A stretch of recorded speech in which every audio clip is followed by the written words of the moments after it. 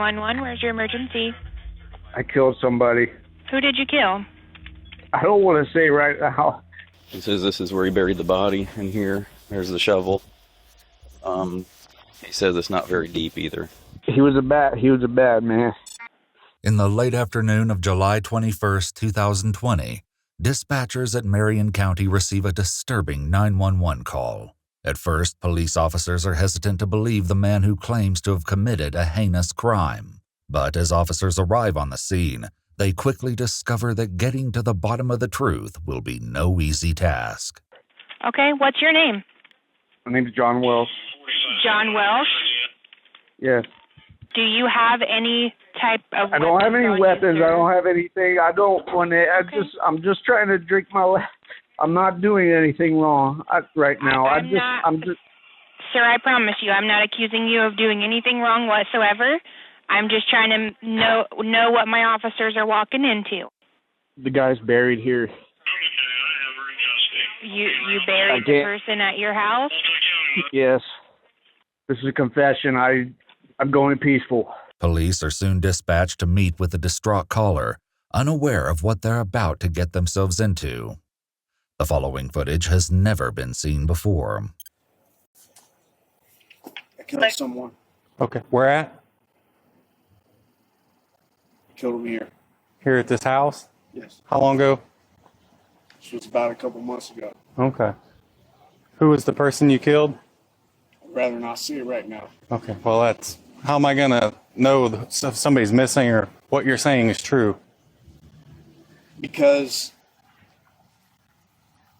the person was very estranged and very outlawed. Where's the person at now? Out back. Can I go look? You don't mind? I don't mind. John's reluctance to give details about the victim leaves police questioning whether his story is true. So, two officers begin their search of the suspect's backyard. Anything out of the ordinary, Nick?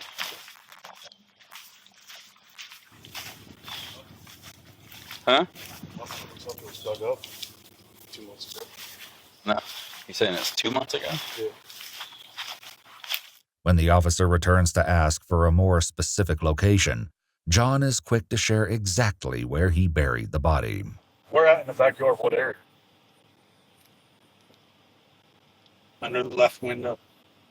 Where the flower, the garden is. That's where he is. Who is it? Some older guy that he just met that day. His claim that the victim was nothing more than a stranger will not be the first of his many lies today. Separating fact from fiction will be more than a challenge, given John's apparent state of intoxication. So, why would you, obviously you're saying you killed somebody, so you're admitting the homicide and that he's here, which we could easily find out if we start digging up your yard. So, why would you withhold the guy's name? Do you know the guy's name? We would just kind of like to get a head start seeing if we can find out if he's been reported missing or nobody even knows he's gone. That kind of stuff, you know? Despite their repeated questions about the victim's identity, John appears hesitant to share any crucial details.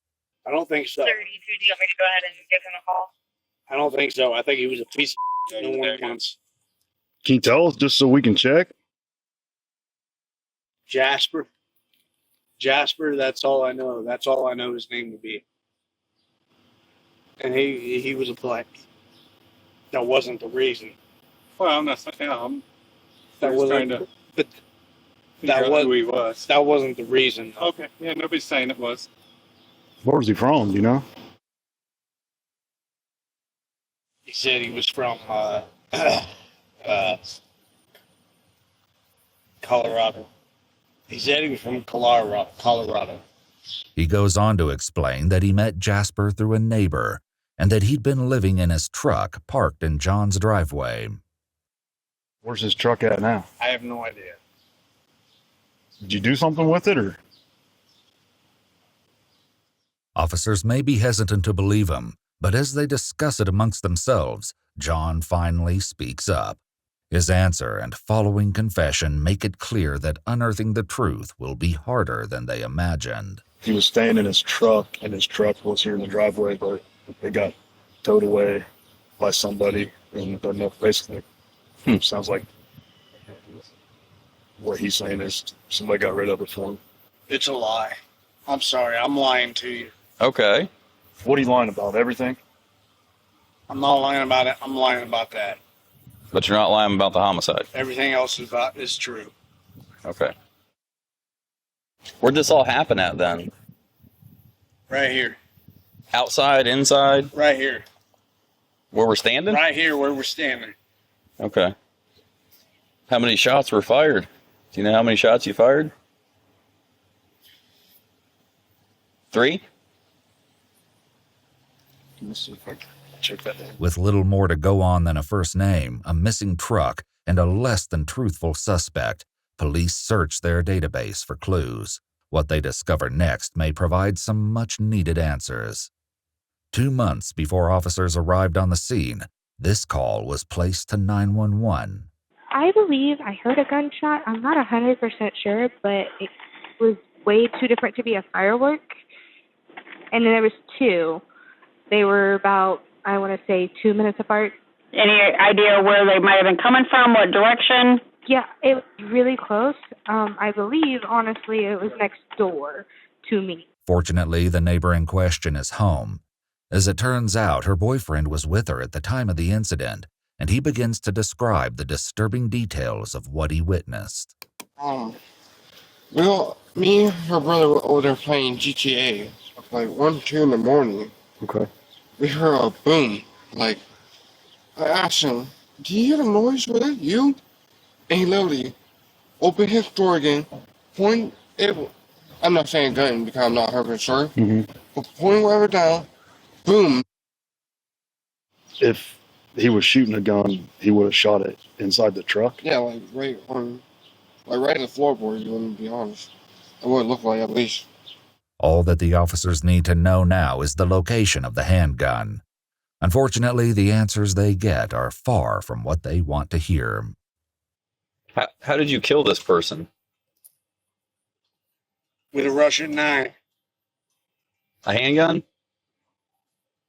And you still have this handgun? Somebody broke in and stole. Somebody broke into my house and somebody broke into my house since then. And they stole it. Sure, pat him down. Huh. We're going to check just make sure you don't have any weapons on you, okay? Do you have any weapons on you? No. No guns, no knives or anything? How much have you had to drink today? About 2.5 of these. You got probation or anything? I am. As officers struggle to get the answers they need from the intoxicated suspect, help arrives in the form of 2 detectives who are determined to uncover the truth. While the first prepares to question John in his driveway, the other heads to the back where the body supposedly lies buried. He says this is where he buried the body in here. There's the shovel. He says it's not very deep either. Looks like he even went and got topsoil or something and put it on. Yeah, I don't know where that came from. But this is bought it. Yeah, that's true too. He says not very deep, but I think he had intentions with gas cans. don't know. He's sometimes he is very forthcoming and then he won't. So, but see how it's like that in some bricks. There's 2 boards. He just threw together like whatever he had. That's just weeds in there. Yeah, that's what. You didn't plant anything. Nope, just some grass and some. Alrighty.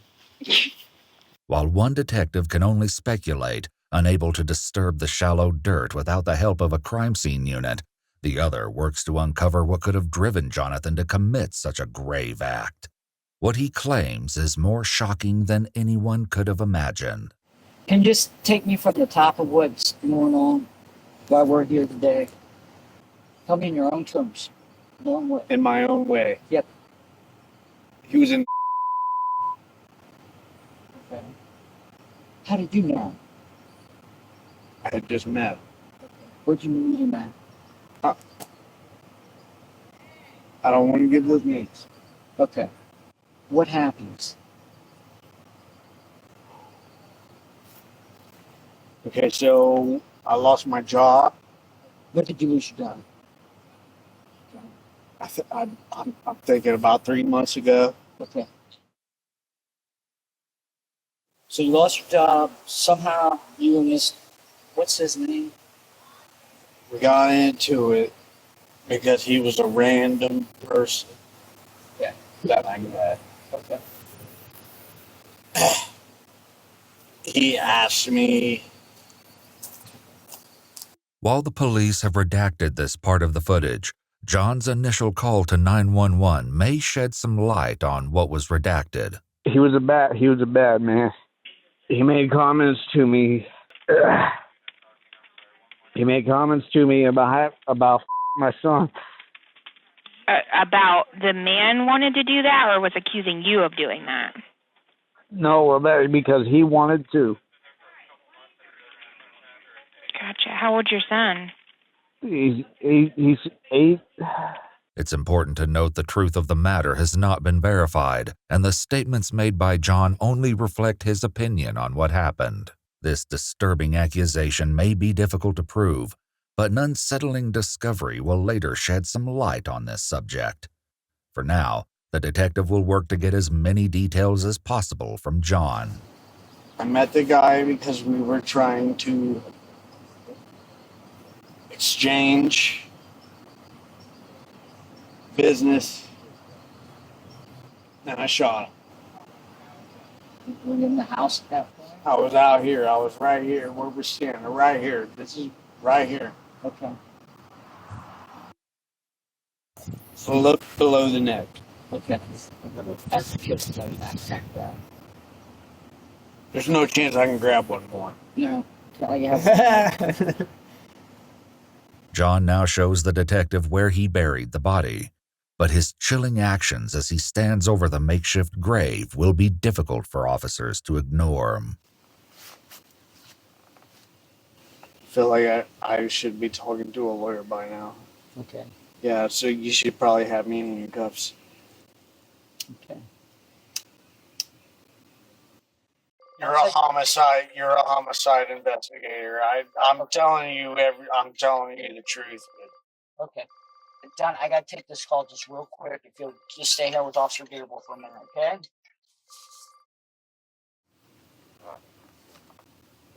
His name was Jasper. Okay. I'm not sure that was his real name. Okay. But as far as you know, he's still laying in here. Buried a couple feet down, right? He is. Seemingly unnerved by John's silent stare, the officer attempts to get more information about the missing murder weapon. But you don't have that gun anymore? I don't. Somebody broke in that window. That window was easily acceptable. Mm-hmm.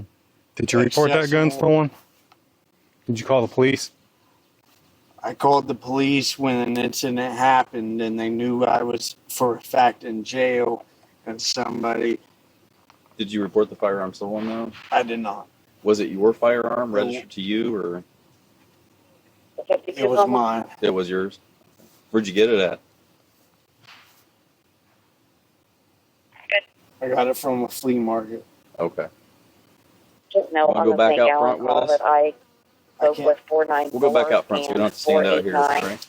St. Gallen, as well as... After putting out his cigarette in the dirt over the body buried just a few feet beneath the surface, John returns to the front of the house with the officers. When one officer thinks to ask what brought about his sudden desire to confess, his shocking revelation is not unexpected, as you'll soon learn.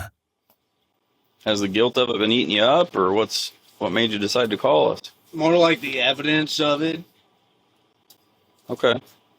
You afraid since you're not paying your rent that your landlord's going to find you back there? Pretty much. Yeah. Shockingly, John's first call was not to 911. Knowing that he would soon be evicted, he opted to tell the one person he knew would eventually discover his jaw-dropping secret. Okay, my name is Adam. I own a property. All I am is the owner. I'm not there right now, but the tenant just called me and said that he killed somebody there. Okay. He is there now. He is distraught. I told him that I was going to call you guys as soon as I got off the phone. Yeah, he's actually on the phone with my partner right now. I was just trying to keep the gentleman calm as I could keep him. Mm-hmm. And I'm concerned for his well-being, and I told him, I said, I have to turn you in if you don't turn yourself in. John revealed crucial details during his call to his landlord, as you'll hear later. I don't know what to say. What's the news going to say now? The news is going to say I shot a black man because I was on meth. That's what the news is going to say. Or were you on meth that night? Did you say? I was not. Okay. I absolutely was not. Did you use any meth today? No. When was the last time you used meth?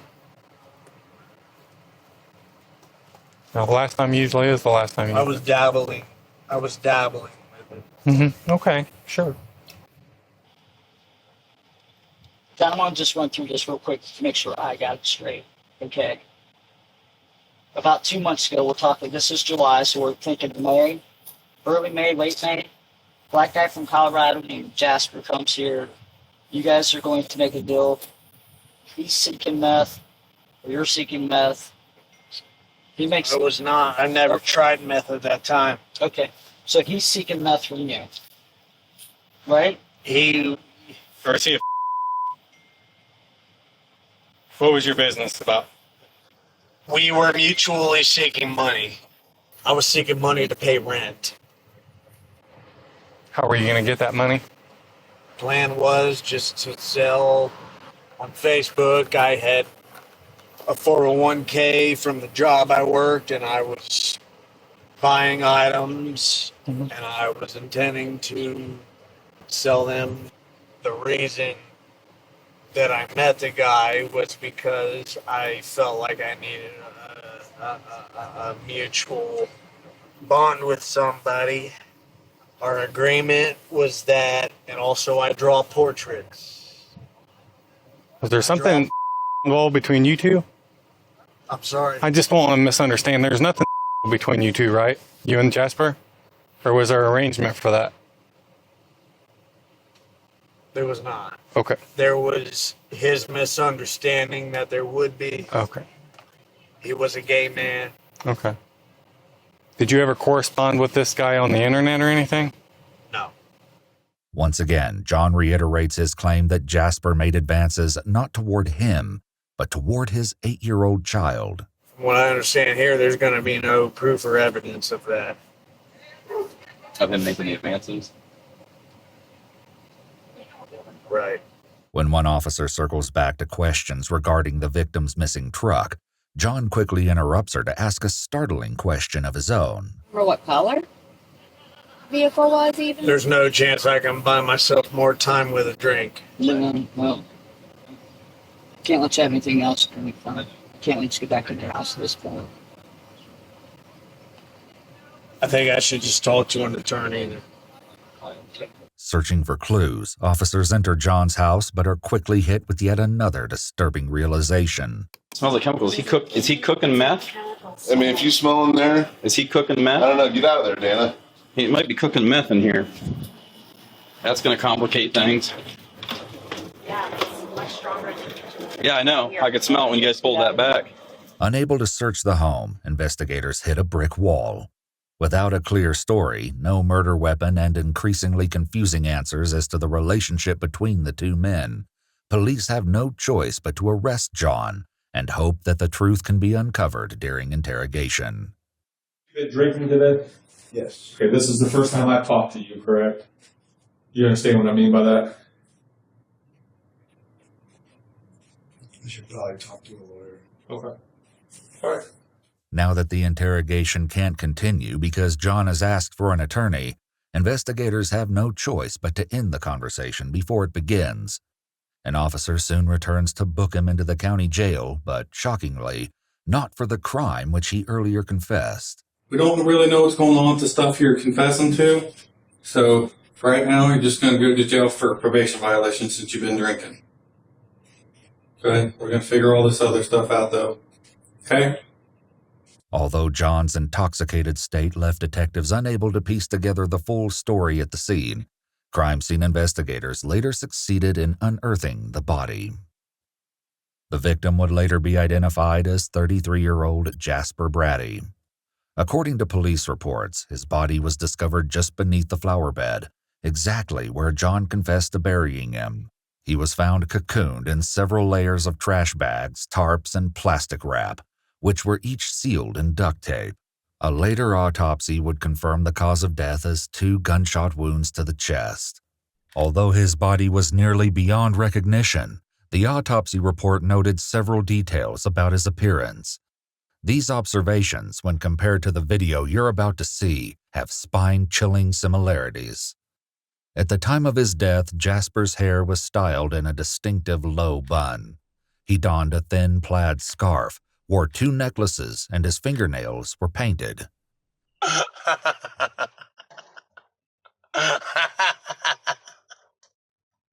The heavyweight title of the world, you say?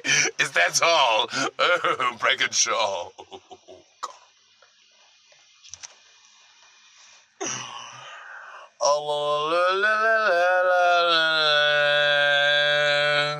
I'm home.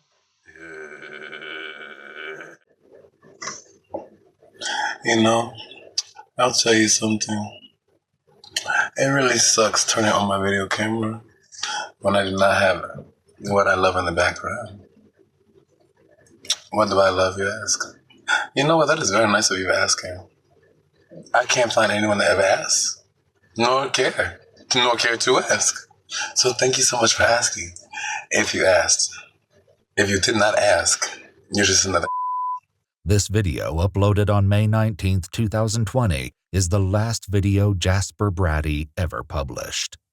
Once the house is deemed safe for investigators, they soon discover the trash bags used to wrap the body, a pair of blue rubber gloves, and the keys to Jasper's missing truck. The truck, which may have been the scene of the grisly crime, is still missing, along with the gun he used to commit the violent act. No secrets are safe in prison, and one inmate who shares a cell with John informs the investigators about the truck's and gun's location. Unfortunately, upon arriving at the location described by the inmate, the alleged garage where it was being held claimed to have never received a truck matching the vehicle's description. The truck and the gun are still missing. As for John's motive, he tells his landlord what ultimately pushed him over the edge. You know, when my son was here, and he popped in and asked a question, and the guy asked me, he said, can we sell him? And that, you know, that just, it went under my head, you know, when he said it, and yeah, it upset you, John? Yeah. You know, there was a lot of other things on top of it, too. Right. And I understand that would be a hard thing. But, you know, with him, you know. Yeah, sure. I mean, if I was thinking clearly, I wouldn't have done that. A later investigation unveiled a disturbing series of Facebook posts that may lend credence to his claims that Jasper held a horrifying secret. In these posts, made only days after John's arrest, they claimed to have been assaulted by Jasper Brady. They later contacted the police and made a chilling request. Yeah, I have something to say about, you have a murder case you're working on. Jasper Brady was killed a few days ago. I have something to say to your suspect. Tell him I said thank you for killing my. You say, was tell your suspect, the guy who turned himself in for killing Jasper Brady, that I said thank you for killing my. While these details are mentioned in the case files, we've not been able to confirm any of these allegations against Jasper Brady as facts. Jonathan Welch has a long criminal history with multiple misdemeanor charges from 2006 up to 2022. These include theft, underage drinking, possession of substances, criminal trespassing, and child endangerment, among others. In the case of Jasper Brady, Jonathan Welch was charged with murder, tampering with evidence, and abuse of a corpse. He ultimately pleaded guilty to 1 count of murder, and on August 30th, 2022, 2 years after the incident, Jonathan was sentenced to an indefinite term of 15 years to life in prison. He's currently being held at the Richland Correctional Institution in Mansfield, Ohio, and will be